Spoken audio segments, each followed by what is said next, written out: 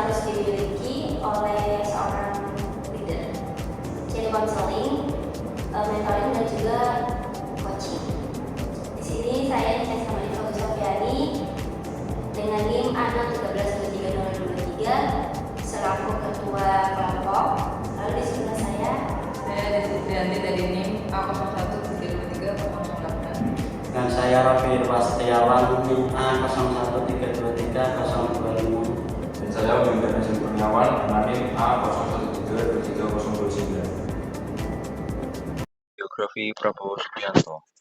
Prabowo Subianto Djoyo Hadikusumo lahir pada 17 Oktober 1951. Adalah anak ketiga dan putra pertama dari pasangan Sumitro Djoyo Hadikusumo dan Dora Marisigar. Ia menghabiskan masa kecilnya di luar negeri dan menempuh pendidikan menengah di Victoria Institution, Zurich International School, serta The American School.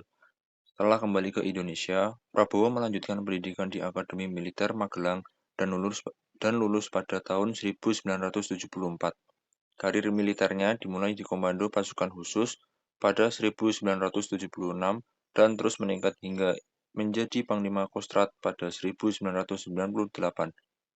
Ia menikah dengan Siti Hediati Haryadi, putra Presiden Soeharto. Setelah pensiun dari militer, Prabowo beralih ke dunia bisnis, memimpin sekitar 27 perusahaan besar di berbagai bidang. Prabowo Subianto memiliki sejumlah hobi yang mencolok. Ia memelihara seekor kucing bernama Bobby yang setia menemani rapat-rapat di kediamannya.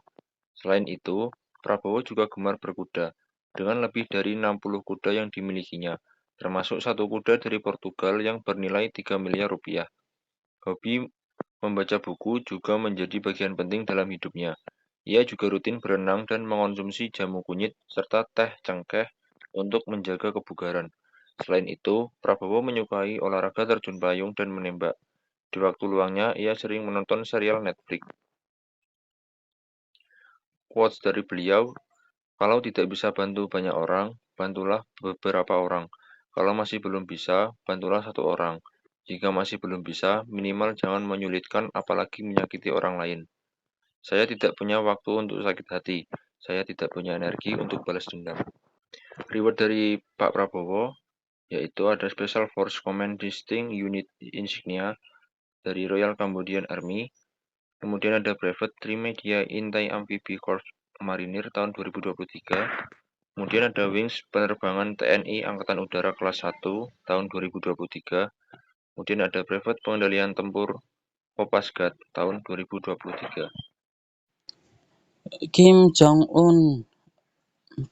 Jong-un, Presiden Korea Utara, adalah putra bungsu dari Kim Jong-il dan Ko Hyun-hee. Ia lahir pada 8 Januari 1983 dan menghabiskan sebagian besar masa kecilnya dengan sedikit informasi publik. Kim Jong-un menempuh pendidikan di Swiss. Setelah kembali ke Korea Utara, ia melanjutkan studi di Universitas Kim Il-sung dan mulai terlibat dalam urusan militer dan politik pada tahun 2009. Kim Jong-un dipersiapkan untuk menggantikan ayahnya yang meninggal pada 2011. Sejak itu, ia menjadi pemimpin tertinggi Korea Utara.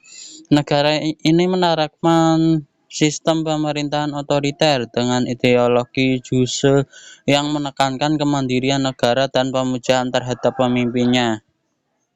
Habit Kim Jong-un, pemimpin Korea Utara, hidup dalam ketakutan berlebihan terhadap kehilangan kekuasaannya yang bisa mengancam nyawanya sejak kecil.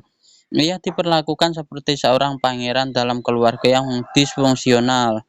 Kim Jong-un juga dikenal sering menangis, mencerminkan kecemasan dan kesepian yang dialaminya, terutama menjelang usia 40 tahun. Kecanduan alkohol yang menyebabkan kelebihan berat badan menjadi masalah yang terus dikhawatirkan meskipun sudah diingatkan oleh dokter dan istrinya. Selain itu, dia juga membawa toilet pribadi untuk menjaga kesehatan dan menyegah musuh mengetahui kondisinya. Quote-nya itu, patriotisme bukanlah konsep yang abstrak. Patriotisme bermula dari rumah sendiri. Patriotisme tumbuh dari rasa cinta kepada orang tua, pasangan, dan anak, cinta kepada rumah, desa, dan tempat kerja. lalu berkembang menjadi cinta kepada negara dan sesama. Reward 2012 sampai sekarang menjadi anggota Biro Politik Komite Pusat Partai Buruh Korea ke-6, ke-7, ke-8. 2012 sampai sekarang menjadi anggota Presidium Biro Politik Komite Pusat Partai Buruh Korea ke-6, ke-7, ke-8. 2010 sampai sekarang menjadi anggota Komite Sentral Partai Buruh Korea ke-6, ke-7, ke-8. 3 kemampuan yang perlu dikuasai seorang leader.